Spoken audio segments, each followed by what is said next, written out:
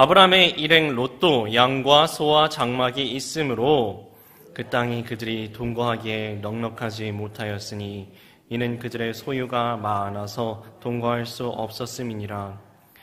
그러므로 아브라함의 가축의 목자와 롯의 가축의 목자가 서로 다투고 또 가나안 사람과 브리스 사람도 그 땅에 거주하였는지라. 아브라함이 롯에게 이르되 우리는 한 친족이라 나나 너나 내 목자나 내 목자나 서로 다투게 하지 말자. 내 앞에 온 땅이 있지 아니하냐? 나를 떠나가라. 내가 좌하면 나는 우하고 내가 우하면 나는 좌하리라. 이에 롯이 눈을 들어 요단 지역을 바라본즉 소알까지 온 땅에 물이 넉넉하니 여호와께서 소돔과 고모라를 멸하시기 전이었으므로 여호와의 동산 같고 애굽 땅과 같았더라. 그러므로 롯이 요단 온 지역을 택하고 동으로 옮기니 그들이 서로 떠난지라. 아브라함은 가나안 땅에 거주하였고 롯은 그 지역의 도시들에 머무르며 그 장막을 옮겨 소돔까지 이르렀더라. 소돔 사람은 여호와 앞에 악하며 큰 죄인이었더라. 롯이 아브라함을 떠난 후에 여호와께서 아브라함에게 이르시되 너는 눈을 들어 너희 있는 곳에서 북쪽과 남쪽 그리고 동쪽과 서쪽을 바라보라. 보이는 땅을 내가 너와 내 자손에게 주리니 영원히 이르리라. 내가 내 자손이 땅의 티끌 같게 하리니 사람이 땅의 티끌을 능히 셀 수 있을진데 내 자손도 세리라. 너는 일어나 그 땅을 종과 횡으로 두루다녀 보라. 내가 그것을 내게 주리라. 이에 아브라함이 장막을 옮겨 헤브론에 있는 마므레 상수리 수풀에 이르러 거주하며 거기서 여호와를 위하여 제단을 쌓았더라. 아멘. 네, 오늘 말씀 창세기 13장 말씀입니다. 지난 시간에 이어지는 말씀입니다. 지난 시간에 이런 말씀이 있었죠. 아브라함이 가나안 땅에 들어갔더니 이미 좋은 땅들은 다 기존부터 있었던 선주민들이 차지를 하고 있었고 가나안 사람들이 차지를 하고 있어서 밀려 산지로 남쪽으로 밀려 가는데 그 남쪽까지 밀려간 그 자리에 심한 기근이 와서 굶어 죽을 지경이 되니까 아이고 이 약속의 땅이고 뭐고 굶어 죽겠다. 나 혼자 굶어 죽는 게 아니라 우리 온 가족이 다 굶어 죽겠다 싶어서 그래도 풍요로운 땅 애굽으로 내려가는 결정을 해서 갔다고 했습니다. 그런데 생각지 못했던 난관에 부딪히죠. 네, 부인이 너무 예쁩니다. 너무 예쁜 부인 때문에 죽게 생긴 겁니다. 죽을 것 같으니까 얼른 상황을 모면하려고 거짓말했죠. 사실은 내 부인이 아니고 우리 누이입니다 라고 거짓말해서 상황을 모면하려고 하다가 부인은 뺏겼고 약속은 멈춰졌는데 하나님이 개입해 들어오셨죠. 애굽왕 바로의 집을 치시니까 애굽왕 바로가 무서워서 두려움에 휩싸여서 다시 돌려보냅니다. 그래서 생명도 되찾고 부인도 되찾고 그리고 재산까지 생겼는데 돌아가는 길에 가다 약속의 땅으로 돌아가니까 이전에 하나님께서 찾아오셨던 그곳, 하나님의 음성을 들었던 그곳, 그리고 내가 하나님 앞에 제단을 쌓고 주의 이름을 부르짖었던 그 자리에 다시 오니까 제단이 있었죠. 제단을 붙잡고 주님의 이름을 다시 한번 부르짖는 이야기까지 지난번 말씀이었습니다. 자, 지난번 말씀 속에서 보면은 애굽왕 바로가 그 누이 동생이라고 하니까 지참금을 많이 줬어요. 그 지참금 때문에 소유가 많은 부자가 되었습니다. 아브라함이. 이 부자가 된 아브라함이 그 소유물 때문에 일어나는 사건이 이제 오늘 말씀에 나타나고 있습니다. 특별히 그 소유 때문에 다툼이 일어났다라는 이야기를 오늘 말씀이 시작을 하는데요. 오늘 말씀 6, 7, 8절 함께 보겠습니다. 그 땅이 그들이 동거하기에 넉넉하지 못하였으니 이는 그들의 소유가 많아서 동거할 수 없었음이니라. 그러므로 아브라함의 가축의 목자와 롯의 가축의 목자가 서로 다투고 또 가나안 사람과 브리스 사람도 그 땅에 거주하였는지라. 아브라함이 롯에게 이르되 우리는 한 친족이라 나나 너나 내 목자나 내 목자나 서로 다투게 하지 말자. 자, 이 소유물로 인해서 다툼이 생겼는데요. 왜 소유물로 인해서 다툼이 생겼냐 하면은 양과 소와 나귀와 낙타를 많이 받았다라는 이야기가 지난 시간에 나왔단 말입니다. 그런데 이 가축들은 다 물을 먹어야 되고 풀을 먹어야 돼요. 그런데 이 동네에 풀이 한정없이 나지 않고요. 물이 한정없이 있지가 않은 동네입니다. 여기는 기본적으로 건조한 지역입니다. 풀을 한 번에 가축대가 쫙 싹쓸이하고 나면은 그 자리에 다시 풀이 나기까지 시간이 많이 걸려요. 그리고 풀이 먹기 좋은 풀이 나는 자리가 있고 그 옆에는 물이 있는 좋은 목축하기 좋은 자리가 있는가 하면은 어느 자리에 가면은 풀도 나쁘고 아니 풀이 아예 없고 마실 물도 없는 그런 곳이 있단 말이에요. 그런데 가축의 숫자가 많아지니까 충돌이 생깁니다. 누구랑 충돌이 생기냐 하면은 자기 조카인 롯. 왜냐하면 롯한테도 소유가 꽤 많았거든요. 롯의 소유도 가축이 많죠. 아브람 자신의 소유도 가축이 많죠. 그러니까 다툼이 생깁니다. 이 땅이 내 땅이냐, 네 땅이냐. 이 소유가 네 소유인데, 내 소유인데 이게 누구 덕분에 이렇게 된 줄로 알고 그것도 모르고 이렇게 큰 소리 치냐? 무슨 소리냐? 우리 주인 롯이 다 열심히 해가지고 이루어낸 소유다. 서로 다툼이 일어나기 시작합니다. 자, 이쯤 이야기하면은 이제 마음속이 약간 무거워지면서 마음을 좀 닫고 싶은 마음이 드시는 분도 계실 수 있습니다. 아이고, 또 목사님 강단에 서셨다고 또 뻔한 이야기 하시는구나. 소유와 돈이 많은 것이 아무 쓸모가 없고 하나님 붙잡아야 된다는 이야기 이제 시동 걸으시려나 보다 하고서 마음문을 반쯤 닫으시는 분이 계실까봐. 네, 마음문 좀 열고 한번 들어보세요. 또 이렇게 생각하실 수도 있어요. 목사님, 그거는 저 몇천 년 전에 목축하는 동네 이야기지. 성경 말씀도 보세요. 그 양과 소와 나귀와 낙타 때문에는 문제가 생겼는데 그거 말고 바로 갖다 준 거 있잖아요. 네, 준 게 또 있어요. 은과 금도 있잖아요. 맞습니다. 은과 금도 있어요. 은과 금 때문에는 문제가 안 생겼네. 그러니까 가서 애굽에서 나오기 전에 소와 양과 낙타와 나귀와 다 팔아가지고 은과 금으로 바꿔 갖고 왔으면 서로 이 문제가 안 생겼을 거 아닙니까? 이렇게 생각하시는 분도 계실 수 있습니다. 네, 그렇게 보실 수도 있죠. 그래서 제가 이 시간에 한번 여쭤보고 싶었어요. 소유가 많은 게 좋습니까? 아니면 적은 게 좋습니까? 돈이 많은 게 좋나요? 아니면 적은 게 좋나요? 네, 많은 게 좋으시죠? 네, 많은 게 좋으실 거예요. 네, 큰 소리는 아무도 큰 소리라고 대답을 못 하시고 조그만 소리로 옆에 누가 이렇게 대답 하나 들으시면서 옆에서도 많은 게 좋다고 하니까 저도 많은 게 좋습니다라고 대답을 해주시는 것 같은데요. 혹은 또 이렇게 생각하실 수도 있어요. 아이고, 목사님 너무 지나치게 많을 것까지는 없고요. 한 중간쯤 많았으면 좋겠습니다. 이렇게 생각하시는 분도 계실 수 있어요. 솔직히 큰 집, 작은 집 있으면 마음껏 선택하라고 하면은 큰 집 들어가고 싶은 게 인지상정 아니겠습니까? 큰 차 있고 작은 차 있고 하면 당연히 큰 차 타고 싶은 게 사람의 인지상정이에요. 어제 장례식이 있었습니다. 충남 금산에 장례가 나서 장례 예배를 목사님, 전도사님, 권사님들 이렇게 같이 다녀오는데요. 금산이 꽤 멀더라고요. 가는데 이제 인원이 여러 명이 되니까 교회 봉고차를 타고 갔습니다. 교회 봉고차. 이 세대 중에 있는 거, 그 중에 좀 신형을 타고 갔어요.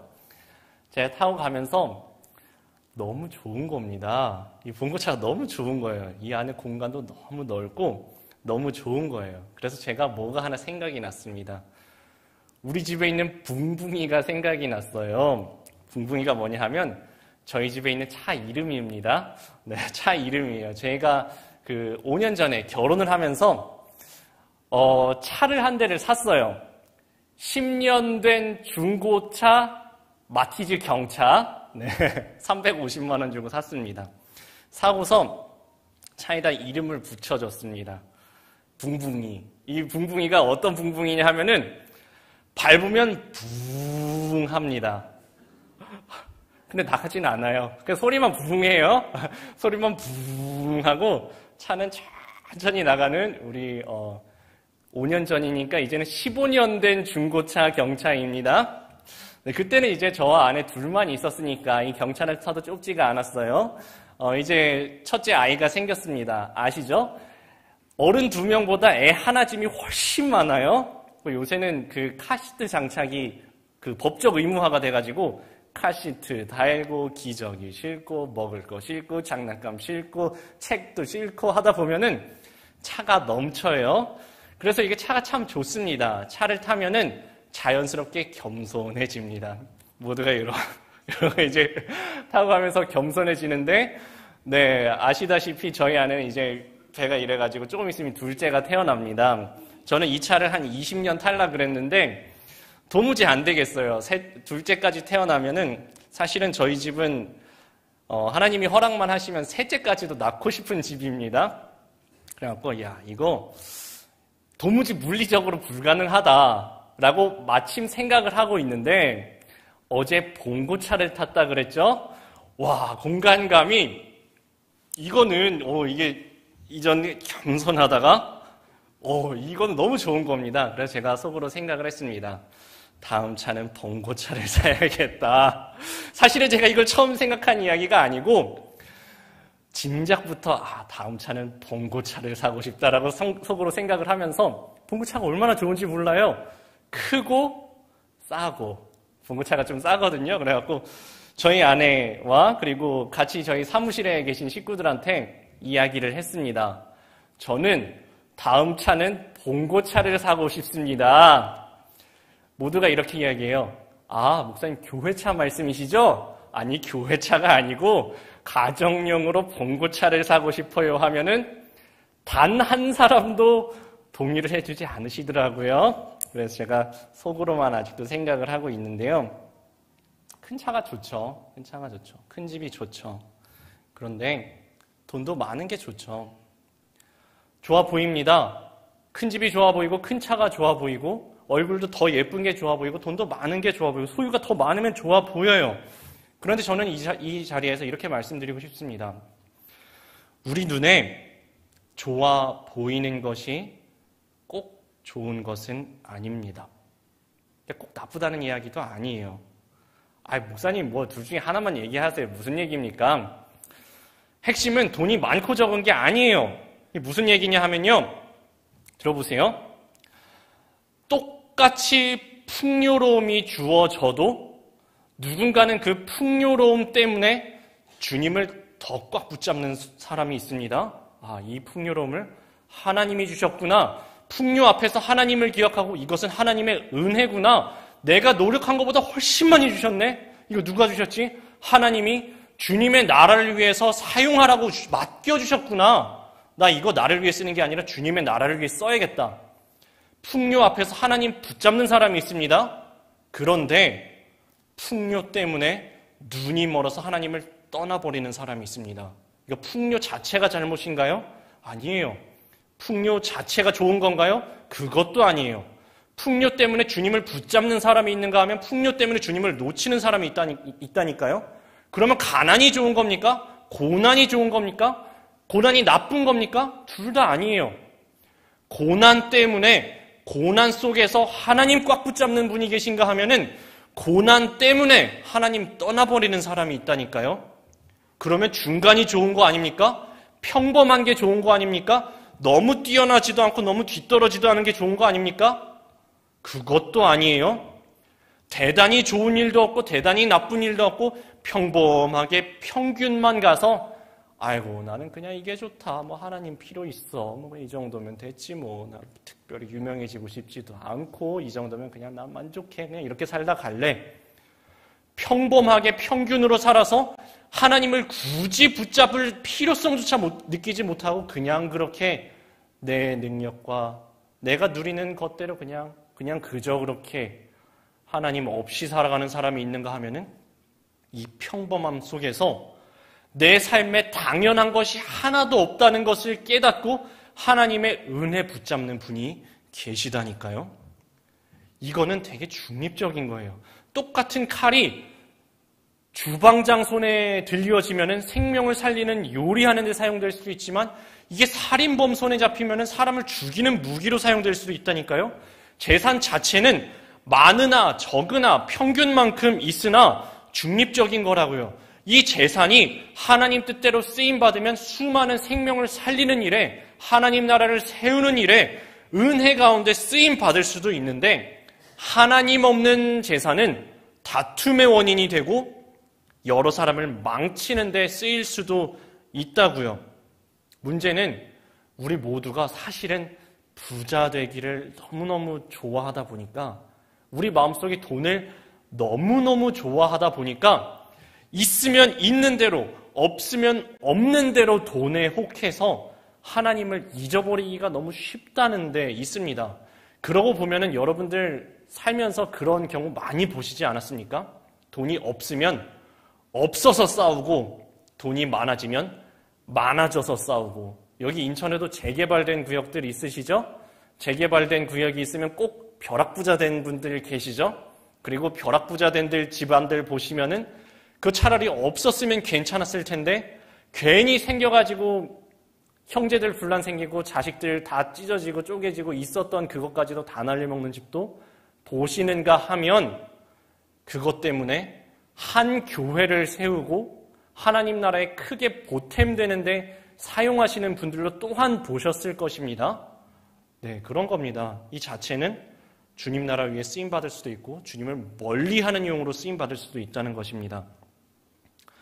정말 감사하게도 아브라함은 어려움과 풍요를 통하여서 하나님을 붙잡았습니다. 풍요 자체가 복이 아니라 이 풍요를 통해서 하나님을 붙잡아야 복입니다. 고난 자체는 저주처럼 느껴질 수도 있지만 고난을 통해서도 하나님 붙잡으면 그것도 우리에게 축복이 됩니다. 고난받은 것이 내게 유익이라. 이로써 내가 주의 율례를 배웠나이다. 그래서 그리스도인의 저력은 상황에 파묻히는 것이 아니라 상황을 뛰어넘는 것입니다. 상황을 뛰어넘는 것입니다. 높은 산이나 거친 들이나 초막이나 궁궐이나 세상은 흔들리고 사람들도 변하고 상황도 변화하지만 그 모든 상황의 파도 속에서 하나님 손 꽉 붙잡고 중심을 지키는 것이 그리스도인의 저력이라는 것입니다. 빌립보서 4장 11절에서 13절 이렇게 말씀합니다. 내가 궁핍함으로 말하는 것이 아니니라.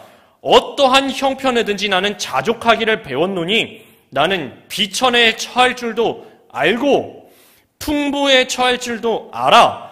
모든 일 곧 배부름과 배고픔과 풍부와 궁핍에도 처할 줄 아는 일체의 비결을 배웠노라. 그 일체의 비결은 무엇입니까? 내게 능력 주시는 자 안에서, 내게 능력 주시는 자 안에서 내가 모든 것을 할 수 있느니라. 아멘이십니까? 배고프거나 배부르거나 풍부하거나 궁핍하거나 어떠한 형편이든지 자족하는 방법, 그것은 내가 주님 안에 있을 때, 주님 안에 거할 때, 주님 손 꽉 붙잡을 때 그 흔들리는 상황 속에서도 중심을 꽉 잡을 수가 있다는 것입니다. 우리는 내 능력으로 살아가는 것이 아니라 어떤 상황 때문에 살아가는 것도 아니고 또는 어떤 상황 때문에 죽어가는 것도 아니고 오직 주님의 은혜로 살아가는 그리스도인이라는 것입니다. 그리고 우리는 그 소유가 풍부함과 또한 궁핍함 그 모든 것 속에서 이것을 배웁니다. 내가 내 인생의 주인이 아니라 나는 청직이라고요. 하나님께서 나에게 이 주신 모든 것들은 사실은 하나님께서 나에게 잠깐 맡겨주셨다고요. 잠깐 맡겨주셨다고요. 더 주실 수도 있고 오늘 거두어 가실 수도 있고 오늘 거두어 가셨다가 내일 다시 한번 주실 수도 있고, 그런데 그 자체가 중요한 것이 아니라 사실은 나는 이 땅에서 나그네로 청지기로 살아가면서 주님의 사명 감당하고 있을 뿐이라고요. 이게 그냥 사람이 인격이 훌륭해서 성품이 좋아서 되는 것이 아닙니다. 여기까지 되기까지 하나님께서 아브라함을 연단하고 훈련하셨습니다. 무엇으로요? 심한 기근으로요. 심한 기근이 앞에서 하나님께서 가르쳐주고 싶으신 겁니다. 너 떡으로만 사는 것이 아니야. 사람이 떡으로만 사는 것이 아니라 오직 하나님의 말씀으로 산단다. 가르쳐주셨던 거예요. 너 풍요로운 애굽으로 가서 풍요로운 그 풍요 때문에 사는 줄 알았어? 잘 될 줄 알았어? 아니야. 너 그것 때문에 죽을 뻔했지. 거기서 너 잔머리 굴려가지고 거짓말로 어떻게든 위기를 모면할 수 있을 줄 알았어? 아니야. 너 그것 때문에 부인 뺏겼지. 약속이 중단됐지. 너 거기에서 지참금 많이 받아서 부자 돼서 행복할 줄 알았어? 아니지. 너 그거 많이 얻어봤는데, 많이 얻었는데 아무것도 아니지. 너 부인 팔아서 얻은 그 재물 얻어봤자 허무할 뿐이었지. 그래서 너 무엇 붙잡아야겠니? 이 흔들리는 상황 속에서 많으나 적으나 풍요로우나 궁핍하나 그 속에서 하나님 붙잡고 살아가야 하는 거란다. 이것을 하나님께서 연단하고 훈련하면서 이 아브라함에게 가르쳐 주셨던 것입니다. 정말 감사하게도 이 연단과 훈련 끝에 아브라함은 깨달았습니다. 여호와께서 성을 지키지 아니하시면 파수꾼의 경성함이 허사라는 것을 깨달았습니다. 여호와께서 집을 세우지 아니하시면 수고하는 자들의 수고함이 허사라는 것을 깨달았다는 것입니다. 애굽이라는 그 번영의 땅이 대단한 줄 알았는데 죽을 뻔했어요. 부인의 아름다움이 대단한 건 줄 알았는데 그것 때문에 죽을 뻔했어요. 이 돈 이거 대단한 줄 알았는데 정말 부끄럽고 비참하고 허무한 것, 그 속에서 결국은 하나님을 붙잡습니다. 이 아브라함은. 그리고 하나님을 붙잡은 그 다음에야, 하나님을 먼저 꽉 붙잡은 그 다음에야 돈도 유익해지고, 그 다음에야 아름다움도 유익해지고, 그 다음에 뭐가 됐든지 유익하게 쓰임받는 거지. 하나님 붙잡으면은 세상을 다 얻은 것이고 하나님 놓치면 모든 걸 잡은 것 같아도 아무것도 아니라는 것을 깨닫고, 아브라함은 만약에 이 찬양이 있었으면 이렇게 주님 앞에 찬양했을 것입니다. 은혜 아니면 살아갈 수가 없네. 호흡마저도 다 주의 것이니 세상 평안과 위로 내게 없어도 예수, 오직 예수뿐이네. 세상이 위로를 줄 것 같은데 정말 헛된 위로였고요. 세상에서 뭔가를 붙잡은 줄 알았는데 사실은 아무것도 붙잡은 게 없었고요.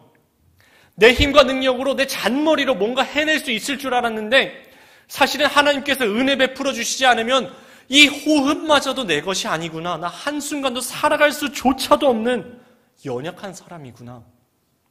하나님께서 은혜로 붙잡아 주셔야만 내가 그 은혜 안에서 살아가는구나 라는 것을 아브라함은 비로소 깨달았습니다.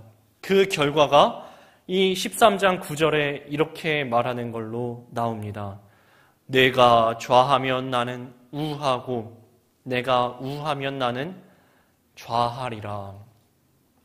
아까 그랬죠? 이 가축들 때문에 소유가 많아져서 아브라함과 조카 롯의 그 소유물 충돌이 생겼다고요. 이 땅이 이것을 다 소화해낼 만큼 넓지가 않아서 둘이 충돌하는 것을 보고서 야, 우리 가족끼리 이렇게 다퉈서 되겠냐? 우리 가족끼리 이렇게 다툴 수는 없어. 야, 내가 너에게 더 좋은 땅을 양보할게. 어디 한번 골라봐. 네가 만약에 오른쪽에 있는 땅을 선택하면 내가 왼쪽으로 갈게. 네가 만약에 왼쪽 땅이 좋아 보여서 왼쪽 땅을 선택하면 내가 오른쪽으로 갈게.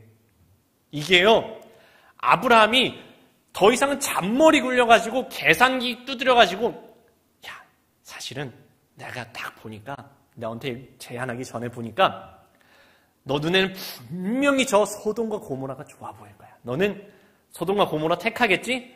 근데 야, 사실은 이쪽 가나안 땅이 금싸라기 땅이야. 너 이거 몰라서 그렇지 좀 이따 이거 재개발되면 100배는 뛴다.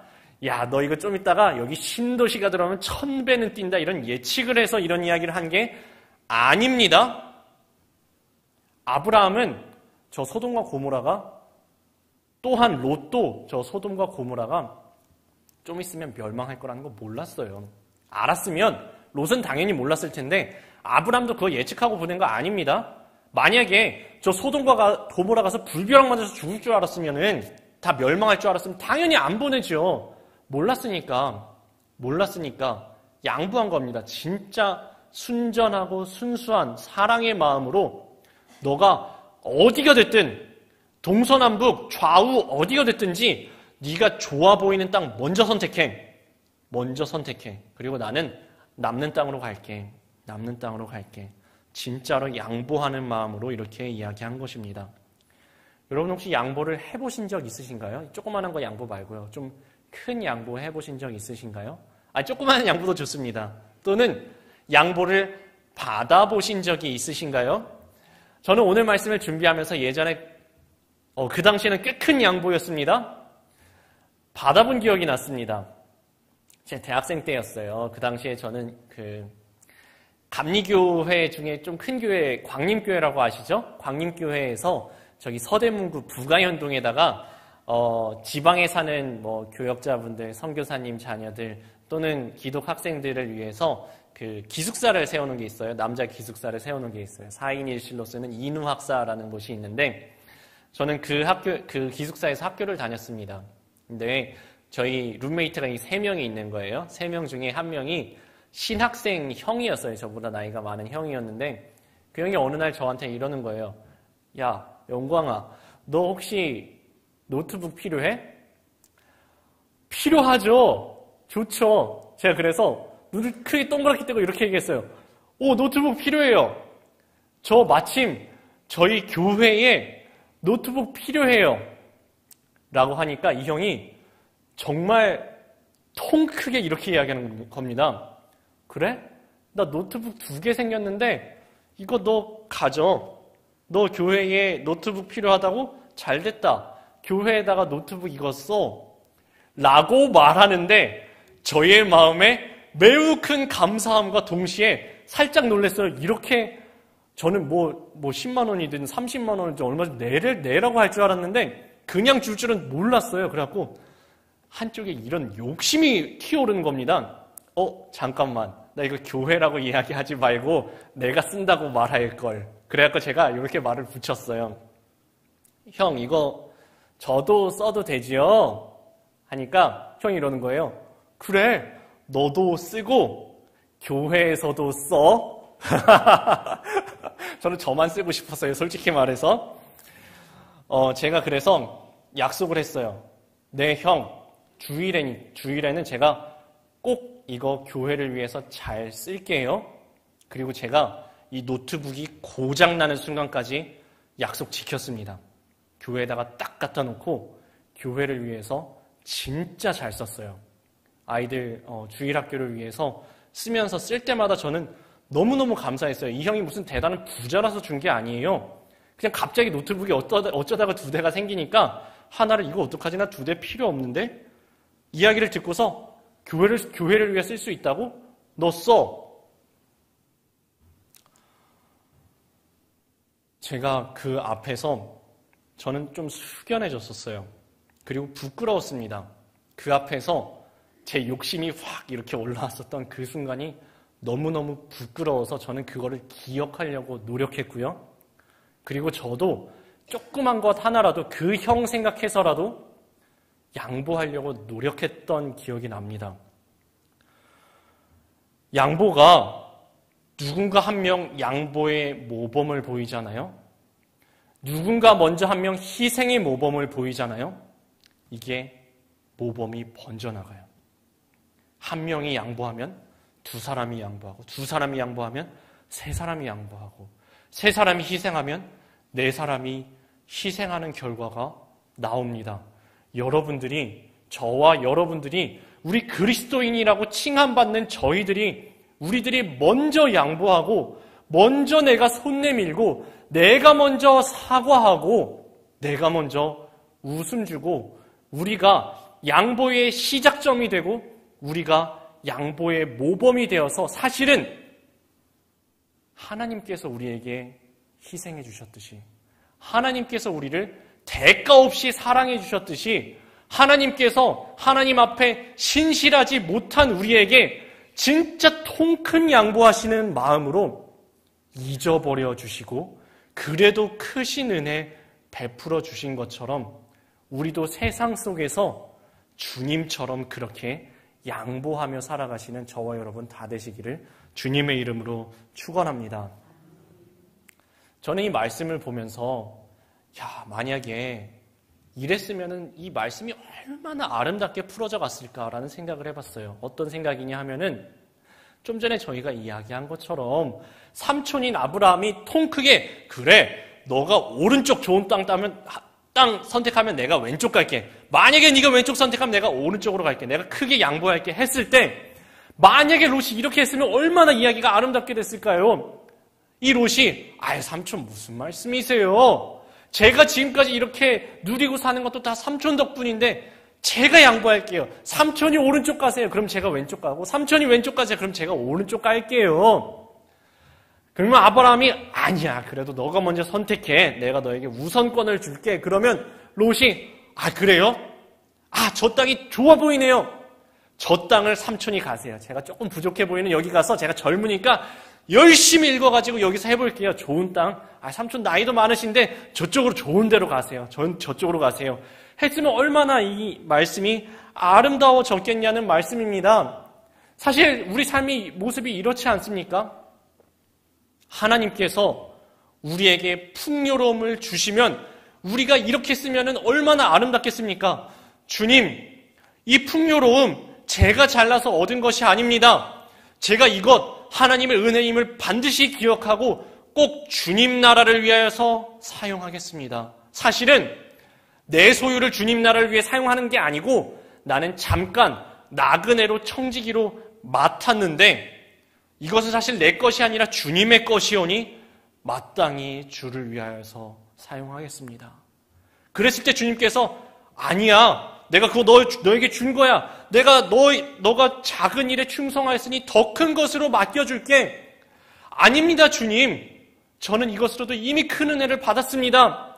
저에게 더 큰 은혜를 주셨으니 제가 더 주님의 나라를 위하여서 더욱더 헌신하겠습니다. 이러면 이야기가 얼마나 아름다워지겠냐고요. 근데 우리는 꼭 주신 거 냅두고 하나님 저거 좀 더 주세요. 좀 부족한데요. 하나님 쟤는 5달란트, 나는 2달란트, 3달란트 더 주시죠. 우리는 꼭 그런단 말이에요. 이 롯도 지금 이러고 있습니다. 10절 한번 보세요. 이에 롯이 눈을 들어 요단 지역을 바라본즉 소알까지 온 땅에 물이 넉넉하니 여호와께서 소돔과 고모라를 멸하시기 전이었으므로 여호와의 동산 같고 애굽 땅과 같았더라. 롯은 거절하지 않습니다. 이 삼촌이 양보를 해주니까 빈말로도 그래도 삼촌 먼저 선택해보세요 이러지 않습니다. 딱 얼른 받고 무르기 전에 바로 감정평가를 들어갑니다. 어느 땅이 더 좋은가 하고 딱 봅니다. 요새 같으면은 좋은 땅을 고르는데 어디 지하철역이 언제 뚫릴까? 어디 고속도로 IC가 어디에 뚫릴까? 또 이런 거 하죠. 어디에 재개발이 될까? 저희는 이런 거를 봤을 겁니다. 요 당시에는 가장 중요한 게 뭐라고 제가 지지난 시간쯤에 말씀드린 것 같았는데 물입니다. 물입니다. 이 당시에는 도시가 발달하려면 무조건 물이 제일 중요한 거예요. 그래서 이런 얘기가 나온 겁니다. 10절에 소알까지 온 땅에 물이 넉넉하니 이 땅이 제일 좋은 땅인 겁니다. 이 땅이 제일 좋은 땅이에요. 물이 넉넉한 그 땅을 딱 보고서 저기다. 저기가 가장 발전 가능성이 높은 곳이고 저기가 지금 현재 가치도 가장 높고 미래 가치도 가장 높은 곳이야. 다른 데 아무리 봐도 저만한 데는 없어. 저기로 낙점시킨 것입니다. 그리고 이렇게 평가를 합니다. 여호와의 동산 같고 애굽 땅과 같았더라. 여호와의 동산은 아니에요. 내가 보기에 여호와의 동산 같아 보인 겁니다. 먹음직도 하고 보암직도 하고 지혜롭게 할 만큼 탐스럽기도 합니다. 너무너무 좋아 보였어요. 저는 이 시점에서 다시 한번 강조드리고 싶습니다. 내 생각이 꼭 맞는 게 아니에요. 지금 좋아 보이는 게 꼭 좋은 것이 아닐 수 있습니다. 우리의 눈과 귀는 언제나 우리를 속입니다. 믿음이 좋은 사람이라고 더 예측력이 좋은 것도 아니에요. 신앙인이라고 신학을 공부했다고 오래 믿었다고 안수받았다고 직분을 받았다고 해서 꼭 미래를 더 잘 맞추는 게 아니라고요. 언제나 우리는 우리의 눈과 귀에 속습니다. 목사님 그래도 그렇게 말씀하실 수가 있나요? 성경을 보세요. 사무엘이 하나님의 명령을 받고 이새의 집에 갔을 때 이 사람이다 했던 사람이 다윗이었나요? 아니면 용모가 준수한 엘리압이었나요? 엘리압이었죠? 용모가 준수한 엘리압을 보고 이 사람이네. 얼른 기름 부어야겠다. 기름 끄내니까 하나님이 야, 너 그 집어넣어. 사람은 외모를 보거니와 나 여호와는 중심을 보느니라. 기억나시죠? 이 대단한 선지자 사무엘도 속는다니까요. 눈과 귀예요. 아브라함과 롯도 마찬가지였습니다. 이 대단한 믿음의 조상 아브라함도 저 땅이 그냥 좋아 보인 거예요. 그리고 그래, 저 땅 좋지. 잘 선택했어. 가서 행복하게 잘 살아. 진짜 좋은 마음으로 생각해준 그것이 사실은 틀린 판단이었다는 것입니다. 그 틀린 판단이 확실한 것이 13절 한번 보겠습니다. 소돔 사람은 여호와 앞에 악하며 큰 죄인이었더라. 사람 눈에는 너무너무 좋아 보인 저 땅이었는데 하나님 눈에 보기에는 너무너무 악하며 큰 죄인들이 사는 땅이었다라는 것입니다. 우리 눈과 귀는 언제나 우리를 속입니다. 그래서 우리는 언제라도 판단 실수를 할 수 있습니다. 우리들의 예측은 언제라도 어긋날 수가 있어요. 그래서 우리는 혹시라도 가족들 중에서라도 회사 직장에서든지 친구들 중에서든지 혹은 교회 안에서든지 예측 실패한 것 때문에 판단 실패한 것 때문에 서로 이렇게 비난하지 않았으면 좋겠어요. 원래 사람은 예측을 틀리는 거고요. 원래 사람은 내일 일을 모르는 겁니다.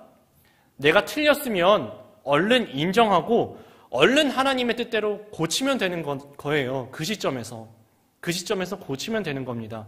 이게 안 돼서 서로 책임 추궁하고 네 책임이냐 내 책임이냐 깎아내리고 또는 내가 그래도 맞다고 바락바락 우기고 하면은 공동체가 망가지는 겁니다.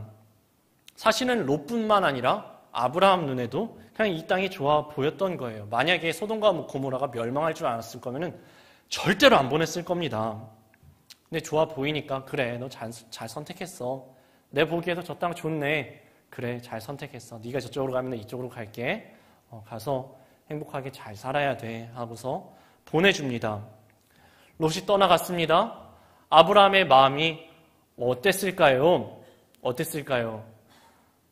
헛헛하지 않았을까요? 진짜 좋은 집에 시집 장가 보내도 자식들 결혼시키고 나면은 부모님들이 되게 헛헛해 하시더라고요. 그냥 웃으려고 노력하시는데 진짜 좋게 시집 장가 보내셨어도 조금 이렇게 허전해 하시더라고요. 아브라함도 이 좋은 땅으로 조카 롯을 보냈지만 방금 전까지 복작복작하던 물론 다투었어도 이 가족이 한 뭉태기가 절로 쭉 가니까 마음이 허전했을 겁니다. 그리고 한편으로는 아이고 이 녀석 그래 저기 가서 잘 살아야 될 텐데. 그리고 남겨진 이 땅은 뭐예요? 상대적으로 안 좋은 땅입니다. 안 좋은 땅임에도 불구하고 가나안 족속들이 살고 있는 땅이에요. 이 땅을 보면서 이제 또 하나님께서 어떻게 일을 하시려나 하고 있는데 하나님이 찾아오셔서 이렇게 말씀하십니다. 14절 말씀입니다. 롯이 아브라함을 떠난 후에 여호와께서 아브라함에게 이르시되 너는 눈을 들어 너 있는 곳에서 북쪽과 남쪽 그리고 동쪽과 서쪽을 바라보라. 동서남북 바라보니까 무슨 땅이 보였겠습니까? 아이고, 별로 안 좋은 땅이 보였죠. 좋은 땅은 다 차지했거든요. 좋은 땅은 가나안 선주민들이 다 차지했고요. 또 좋은 땅은 저 롯이 차지했어요. 아브라함은 안 좋은 땅으로 온 겁니다. 동서남북을 바라보라. 안 좋은 땅이 보였겠죠. 15절 보세요. 보이는 땅을 내가 너와 내 자손에게 주리니 영원히 이르리라. 이 시점에서 아브라함은 자식이 있습니까? 없어요. 자식이 없습니다. 자식이 한 명도 없는 이 아브라함에게 하나님께서 16절로 이어서 이렇게 말씀하셔요. 내가 내 자손이 땅에 티끌 같게 하리니 사람이 땅에 티끌을 능히 셀 수 있을진데 내 자손도 세리라. 저희 아내가 이러더라고요. 이제 우리도 나이가 있어서 셋까지는 어떻게 낳을 수 있을 것 같은데 넷은 무리일 것 같다. 이러더라고요. 아브라함도 나이가 있잖아요. 땅에 티끌 같게 해주시겠다는 게 말씀은 감사한데 어느 세월에요. 아브라함 이미 나이가 많은데요. 부인 사례도 나이가 많은데요. 티끌은커녕 아직 한 명도 없는데 어느 세월에 티끌같이 많게 해주실 거냐고요. 눈에 보이는 상황은 호의적인 게 하나도 없어요. 좋아 보이는 게 하나도 없어요. 하나님께서 전혀 가능할 것 같지도 않은 이야기를 하십니다. 그런데 아브라함은 믿음으로 하나님의 말씀에 귀를 기울입니다. 하나님 앞에 귀를 기울이는 아브라함에게 하나님께서 계속해서 말씀하십니다. 17절입니다. 너는 일어나 그 땅을 종과 횡으로 두루 다녀보라. 내가 그것을 내게 주리라. 내가 주리라. 내가 주겠다. 너 눈에 보이기에는 아무것도 보이지 않아? 내가 줄 거야. 너의 눈에는 척박해 보여? 아니, 내가 줄 거야. 네 보기에는 선주민들이 좋은 자리 다 차지한 것 같아? 아니, 내가 줄 거야. 너 이미 나이가 많아서 너 언제 네 자식 낳아서 언제 티끌같이 많아질까? 염려돼? 아니, 내가 줄 거야. 이를 행하시는 여호와, 그것을 만들며 성취하시는 여호와, 그의 이름을 여호와라 하는 이가 이와 같이 이르시도다. 너는 내게 부르짖으라. 내가 내게 응답하겠고 내가 알지 못하는 크고 비밀한 일을 내게 보이리라. 세계가 다 내게 속하였나니 너희가 내 말을 잘 듣고 내 언약을 지키면 너희는 모든 민족 중에서 내 소유가 되겠고 너희가 내게 대하여 제사장 나라가 되며 거룩한 백성이 되리라. 너는 이 말을 이스라엘 백자손에게 전할지니라. 우리는 당장 눈에 보이는 것에 눈과 귀가 속는다고요. 그래서 당장 눈에 보이는 상황, 당장 눈앞에 닥친 상황 앞에 우리는 마음이 흔들리게 마련입니다. 내 집 마련을 하냐 마냐, 집이 몇 평이냐, 차가 얼마짜리냐, 얼마나 크냐, 작냐, 입지가 좋으냐 마냐, 직업이 뭐냐, 외모가 출중하냐 마냐. 우리는 이런 것들에 마음이 흔들립니다. 그러나 우리를 부르신 하나님의 뜻은 훨씬 크고요. 하나님의 부르심과 하나님의 계획하시는 우리의 측량을 훨씬 뛰어넘는다고요. 세계가 다 하나님께 속하였다고요. 이를 행하시는 분은 하나님이시라고요. 그것을 만들며 성취하는 분은 여호와 하나님이시라고요. 세계가 다 내게 속하였나니 너희가 내 말을 잘 듣고 내 언약을 지키면 너희는 모든 민족 중에 내 소유가 되겠고 너희가 내게 대하여 제사장 나라가 되며 거룩한 백성이 되리라. 이 말씀 앞에서 아브라함은 묵묵히 다시 돌들을 가져다가 제단을 수축합니다. 18절 말씀입니다. 이에 아브라함이 장막을 옮겨 헤브론에 있는 마므레 상수리 숲으로 이르러 거주하며 거기서 여호와를 위하여 제단을 쌓았더라. 지금 손에 잡히는 거는 이 돌덩어리밖에 없다고요. 그런데 그 돌덩어리를 붙잡고 제단을 수축합니다. 지금 눈에 보이고 손에 잡히는 것이 중요한 게 아니라 하나님을 붙잡는 것이 중요하다고 그것을 깨달은 것입니다. 지금도 마찬가지입니다. 저희들은 저희 눈에 속고요. 저희 눈에 보이는 것에 속고요. 저희 귀에 들리는 것에 늘 속습니다. 때로는 이 상황 때문에 마음이 붕 떠버리게 기쁘기도 하고 때로는 이 상황 때문에 슬프게 깔아앉고 절망하기도 합니다. 세상은 늘 흔들립니다. 사람들은 변하고요. 상황도 변합니다. 우리의 마음도 뒤흔들어 놓습니다. 하지만 우리가 믿는 것은 저 상황이 아니라 상황보다 크신 하나님입니다. 내 삶의 이유가 되시는 하나님, 내 삶의 주관자 되시는 천지를 창조하시는 우리 삶을 여기까지 인도하신 우리를 앞으로도 인도하실 하나님 앞에 우리는 이렇게 고백할 수밖에 없습니다. 크신 계획 다 볼 수도 없고 작은 고난에 지쳐도 주님, 우리가 약속 믿고 여기까지 오긴 했는데 진짜 솔직히 주님 앞에 고백하기는 하나님의 크신 계획이 내 눈에는 보이지는 않습니다. 그리고 진짜 초라하게도 내가 차라리 엄청나게 큰 파도에 넘어졌으면 할 말이라도 있겠는데 나 자신을 되돌아보면요, 진짜 작은 고난에 지쳐 쓰러지고 넘어집니다. 정말 초라하게도요. 근데 주께 묶인 나의 모든 삶 버티고 견디게 하시네. 주님께서 우리 손을 하나님의 손과 묶어버린 것처럼 어디를 가든지 우리를 꽉 붙잡아 주시기 때문에 어디를 가든지 거기에도 동행하시기 때문에 내 힘으로는 버틸 수 없는 상황에서 버티고 내 힘과 능력으로는 견딜 수 없을 것 같은데 견뎌냅니다. 은혜 아니면 살아갈 수가 없네.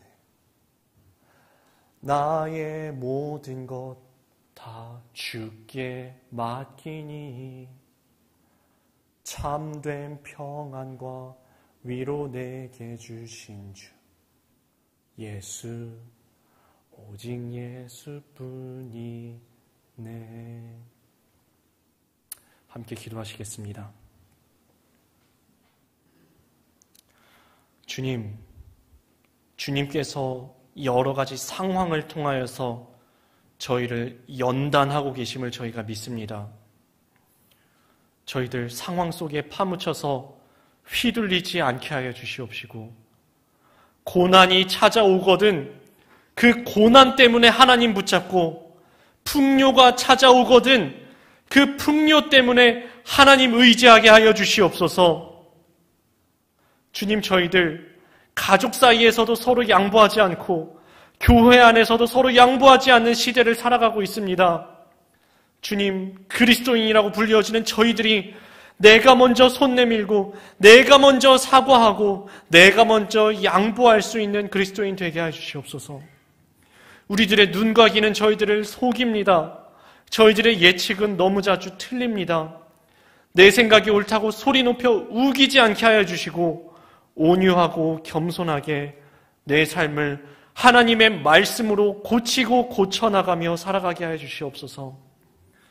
눈앞의 상황을 바라보면 그저 막막할 때가 많이 있습니다.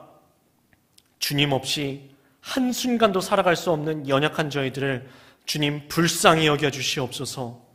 세상이 줄 수 없는 하나님의 평강을 저희에게 부어 주시옵소서. 오직 예수님 붙잡고 이 믿음의 선한 싸움을 싸워나가며 최후 승리를 얻기까지 버티고 견디고 끝내 싸워 이기는 저희들의 믿음의 삶 다 되게 하여 주시옵소서. 예수 그리스도의 이름으로 기도드립니다. 아멘. 오늘 마지막 찬양 오직 예수뿐이네. 함께 말씀을 생각하며 가사를 생각하며 찬양 올려드립니다.